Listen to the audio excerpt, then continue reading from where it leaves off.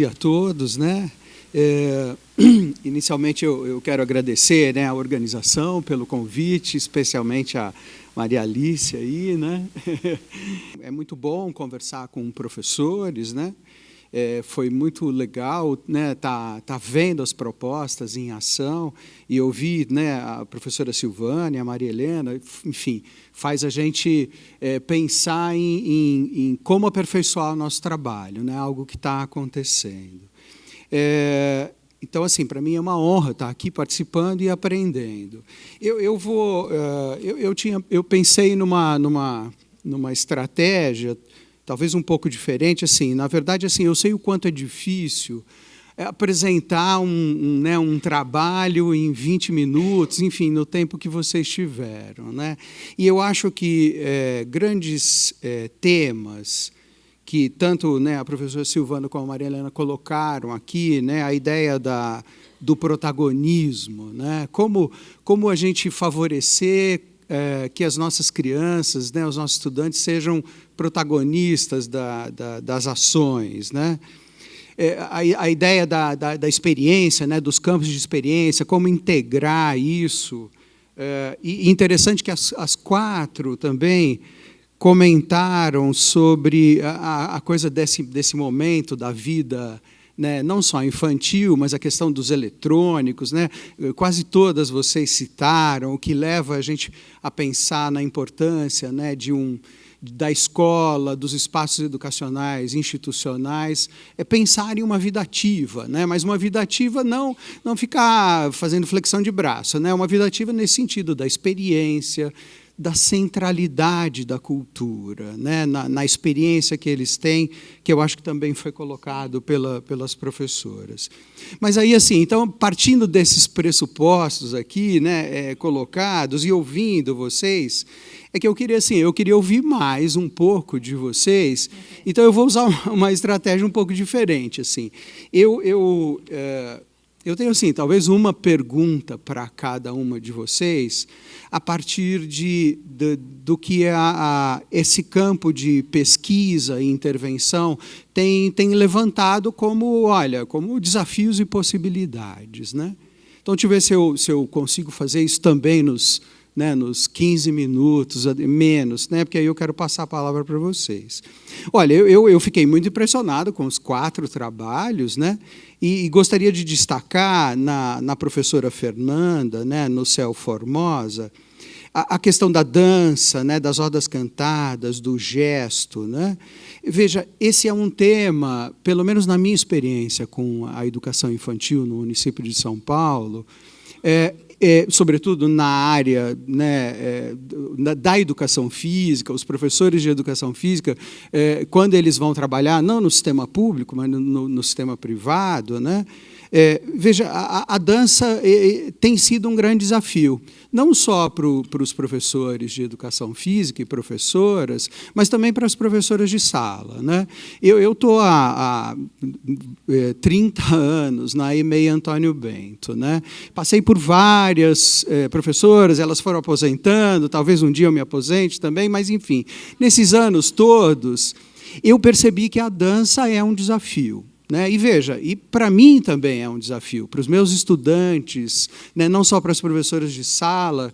E aí eu queria, né, primeiro, parabenizar a Fernanda, porque é um tema desafiador mesmo, mas, por exemplo, um dos problemas que a gente tem, e aí eu queria ouvir a Fernanda, veja, tem uma questão, quando a gente propõe um trabalho com dança, com mímica, com roda cantada, eu percebo uma certa dificuldade com relação a envolvimento meninos e meninas. Então, eu queria ouvir um pouquinho com você, como é que você... Eu vou fazer a pergunta para as 4, aí passo o microfone e vocês, né, vocês falam. Tá? Acho que fica mais a visão do todo aí.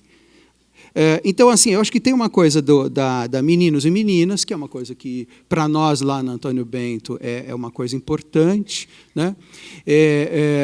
eu lembro que, por exemplo, a questão quando você se desloca, né, do parque, ou da brinquedoteca, ou da sala para o refeitório, etc. Por exemplo, antigamente a gente via filas de meninos e meninas, e a gente conversava entre nós, eu, as professoras, os professores, o coordenador, assim, olha, será que a gente precisa dividir, né? E isso era um indicador que também nos fazia pensar a questão do envolvimento, né? Por que eles se envolvem de maneira diferente? Então, eu queria te ouvir um pouco, Fernanda, e também te ouvir um pouco com relação veja, se há uma centralidade da cultura na dança, né, nos gestos, nas rodas cantadas, tal, como é que você faz assim o mapeamento? Ou seja, como fazia as crianças, os estudantes, né, serem protagonistas e a gente começar a dançar primeiro as músicas que eles já dançam, ou que eles ouvem, tal. Então, enfim, queria te ouvir um pouco como é que você dialoga aí com essas músicas, tal. Porque quando vêm as músicas, o que a gente faz com elas, né? Enfim, sempre vêm coisas que a escola se assusta ou questiona, e como lidar com isso. Bom, a professora Tânia, do CEL Veredas, né, atividades aquáticas, isso. Bom, eu acho que atividades aquáticas, eu acho legal o que foi falado aqui, né, diversificar, e eu acho que você faz isso aqui, não dá para falar tudo em 20 minutos, então a gente faz um recorte, né? É mortal essa decisão, né? Os meus alunos, quando eu estou lá orientando, mestrado, doutorado, eles falam assim, mas quantas páginas tem que ter, né? É sempre um problema, né? Fazer recorte, né? Então, eu acho que o tema da segurança que você explorou, ele nas atividades aquáticas é importante mesmo, né?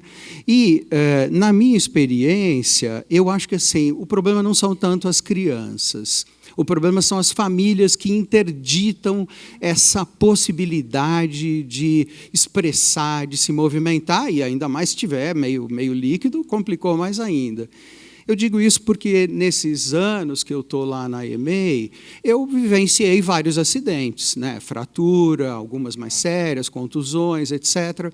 E sempre o diálogo com a família era mais desafiador. Queria te ouvir um pouco no diálogo com a família. E acho interessante a parceria que você faz de piscina com atividade fora, por exemplo, o dia de chuva, né? Lá no Antônio Bento a gente tem esse problema, choveu, a gente não vai dar aula? Não, a gente vai dar aula, a gente vai dar aula na sala, enfim, gostei da sua... Então, eu queria te ouvir um pouco aí sobre essa questão da segurança com relação às famílias. Bom, o CEL Vila Atlântica, né, a Érica, a psicomotricidade, né, Érica, que é um recorte que você faz, a educação física tem várias referências, né, teóricas, e eu acho que essa é uma delas, né. O legal assim, é usar bem uma referência, né. Eu, pelo menos, tenho achado, algumas têm vantagens, claro que eu tenho outras, né, e prefiro, mas achei legal o teu trabalho e acho que você esbarra numa questão que também a gente tem se debruçado e não tem muitas respostas, mas eu acho que a gente podia pensar junto aqui. Que essa é a história da interação com as outras áreas, né? A interação com o que está acontecendo na sala de aula, porque, vê, o trabalho com o corpo, gesto, movimento, ou educação física, né, como se fala, ele não pode ser um trabalho extracurricular, né? Se ele está na instituição escola, ele tem que dialogar de alguma forma. E aí eu queria te ouvir um pouquinho, como você falou de planejamento, né, dicas de planejamento. Então, por exemplo, como dialogar com o que as crianças estão aprendendo sobre o corpo, do ponto de vista da anatomia, da biologia, ou a horta, né? Antônio Bento tem uma horta, então, assim, como que você podia dar algumas dicas para a gente de interações com outros campos do conhecimento, né? Eu queria também aprender um pouco aí com você. A linguagem oral e escrita, né? Veja, lá na EMEI a gente faz roda de conversa, é obrigatório, é quase como uma religião, assim, né? Tem que ir todo dia lá na roda de conversa. E, veja, na roda de conversa não é fácil, né? Fazer uma roda de conversa que seja um espaço de aprendizagem, de avaliação, de expressão, tal. porque as crianças falam de várias coisas, né? Nós estamos falando de um tema que foi desenvolvido na aula e ela diz, mas meu pai hoje veio de carro, né? E aí você fala, bom, como é que você aproveita isso, né? Como, enfim, queria te ouvir um pouco essa coisa da interação.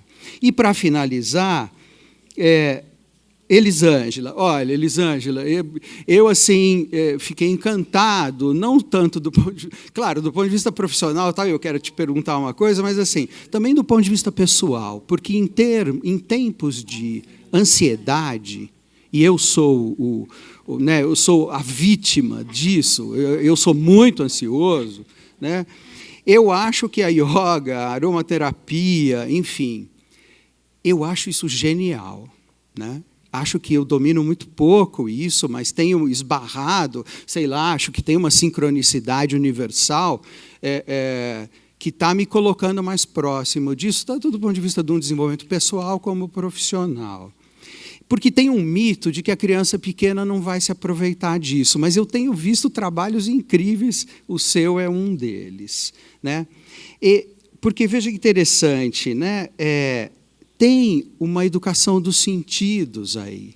E nós, a gente tem prestado pouca atenção nisso, com tanta coisa que a gente tem para ensinar, né? Você vê né, as expressões da cultura, enfim, as questões dos valores, das atitudes, enfim, tem tanta coisa para ensinar que muitas vezes a gente se descuida da educação dos sentidos. Não só no campo, né? Eu insisto nisso, não só como professor, como formador, mas até como pessoa. Para mim, isso tem sido interessante. Eu tenho feito algumas coisas que eu acho que estão sendo promissoras, né? Então, eu queria te ouvir um pouco isso, porque isso vai muito além da tal, a gente chamava em educação física a volta à calma. Né? Falava, professora, suas crianças vêm muito agitadas depois da sua aula, faz um volta calma. Né? Não é isso, eu acho que não é isso mesmo. Né? Eu acho que você tem um projeto muito legal. Então, eu finalizo aqui